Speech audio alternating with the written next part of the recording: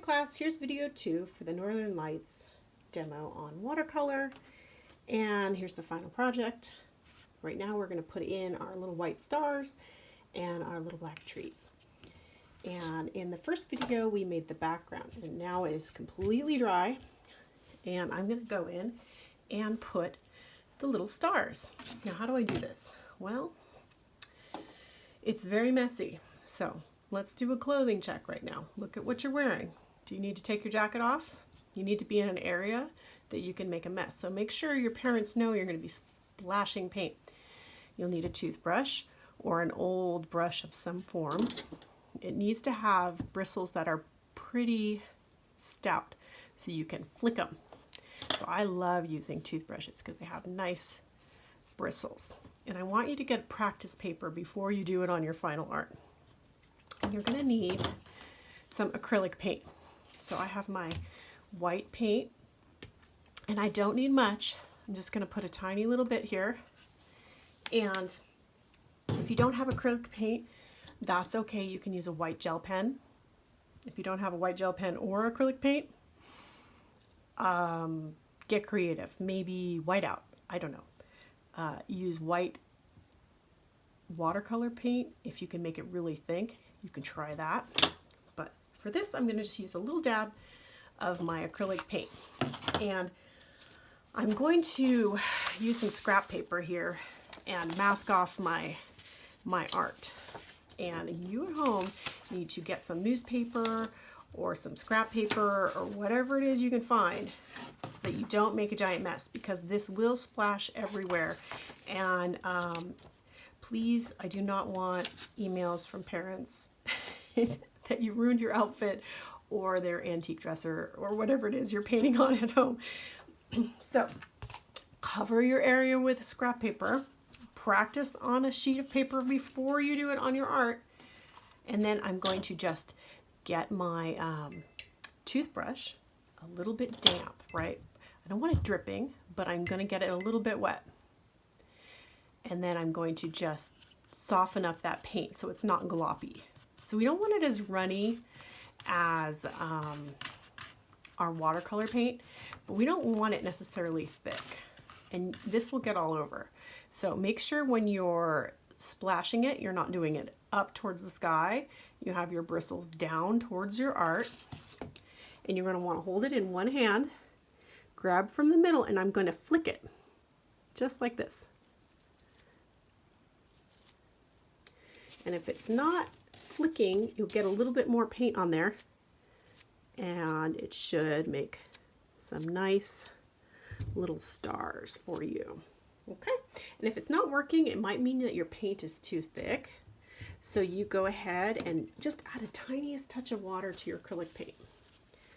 All right, now if you like the way that looks, great. You can go ahead and put the black in. I usually like to come in and put some little gel pen stars. If you have a white gel pen, that's great. You can do it like little constellations. You could put a shooting star in. You just have to make sure that your watercolor paper is completely dry. So I'm just going to put a few more. And the other thing you could do is use a tiny little paintbrush and just add them in. If you're really good at tiny and precision work, you could just add a little like that.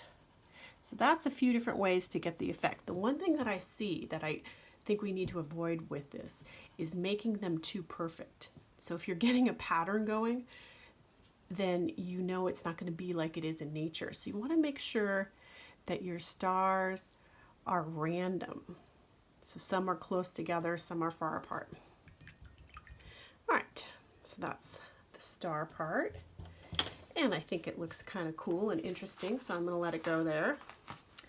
And now I'm going to switch to my black paint. Now, at this point, you could use black watercolor. If you have acrylics, you're going to want to thin them out a little bit with just a touch of water. I'm going to be using my watercolor paint here. You can use the paint that's in the little palette. So I'm going to get some black. And I want it to be fairly thick so it covers up all of this paint. So if you're seeing the color of your watercolor paper come through the black, then you need to add more pigment to your black. And I'm going to grab a pointy brush, and I'm going to get my brush here, move my water over. I'm going to put a little bit of water in my black to thin it out here, because this is watercolor paint I'm using. And maybe just a little more. Now when we're doing our trees, let me show you the final one again, just so we can see.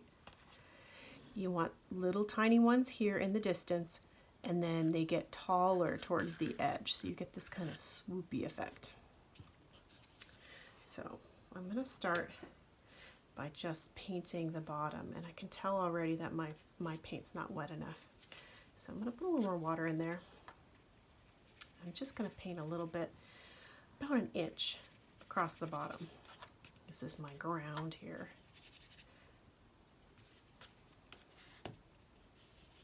Just like that. You want to get it kind of even. And then if you have a tiny brush or a very pointy brush, you're going to want to come in and just decide where your trees are and try and put some stems. And we want, again, that swooping taller towards the edge. So I'm going to put some smaller ones and maybe closer together, and then some little ones in there. So when we're doing trees, you want to kind of dab. And I'm going to go kind of back and forth across the tree here. And it gets wider as it goes down. So narrow at the top and a little bit wider as it goes down. So I'm just going to come in and put some of the foliage in first. So I'm just tapping at this point. I'm getting kind of the idea of where I want my tree. And we want to make sure we leave a little bit of gaps between the branches. So if you're painting solid trees, you need to practice on a side paper and make sure that we see some of that pretty color between the branches. I'm just going to make them pointy. And just like this. And I could use a smaller brush, but I'm trying to move a little faster so this video isn't so long. But take your time with this. Make some trees. So I'm just getting the basic shape in first, and then I'm going to go back in and do some of the details. So I have a really big one over here. And I'm kind of doing this zigzag motion. Branch comes out, goes to the other side, just like that. And then they're thicker at the bottom, so I'm going to fill in some of the bottom one area here. And anywhere you see big glops, you want to go in and give it some little bit of branches. And then you can kind of put some more in between.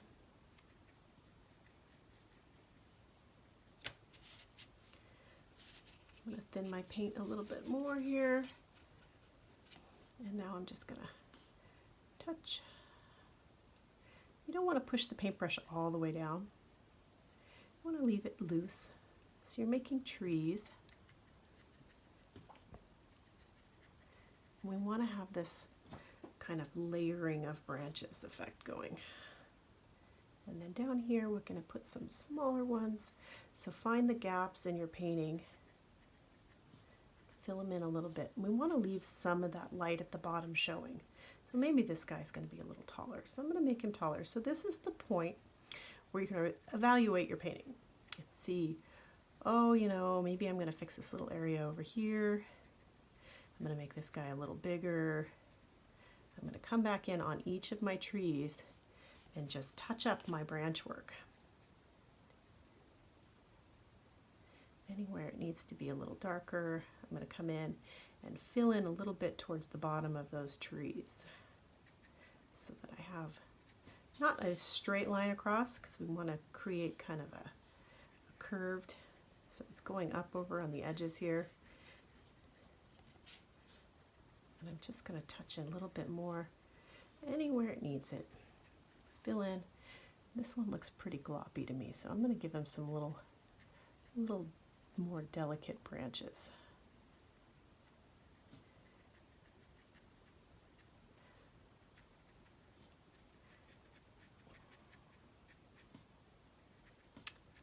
Okay.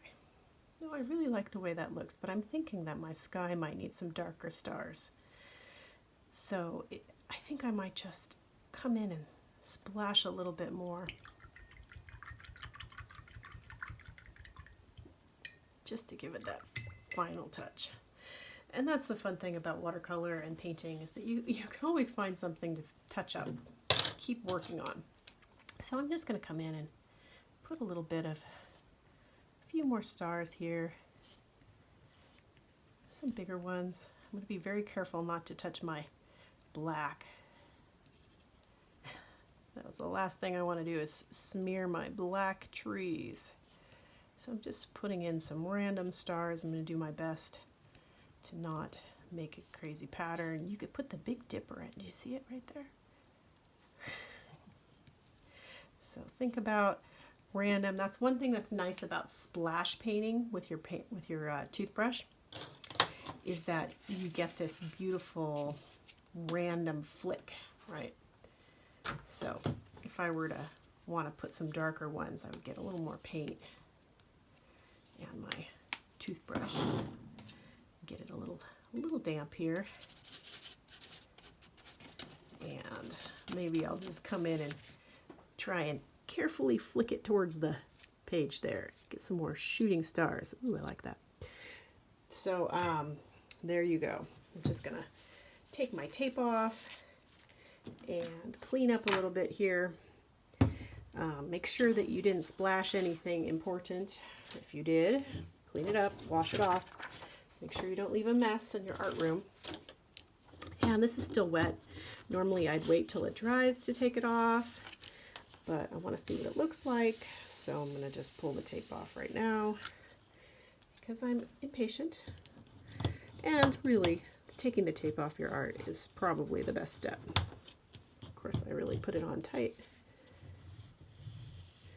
Now normally I tape my paintings to my glass table in my art studio, but I can't work in there just because a certain daughter of mine is doing Zoom classes, so I had to take over a different room. So I'm taping the Bristol board here. Aha, there we go. Isn't that pretty? Oh, I just love it. So I can't wait to see how yours come out, and just enjoy your northern lights. Thanks for watching. Take care.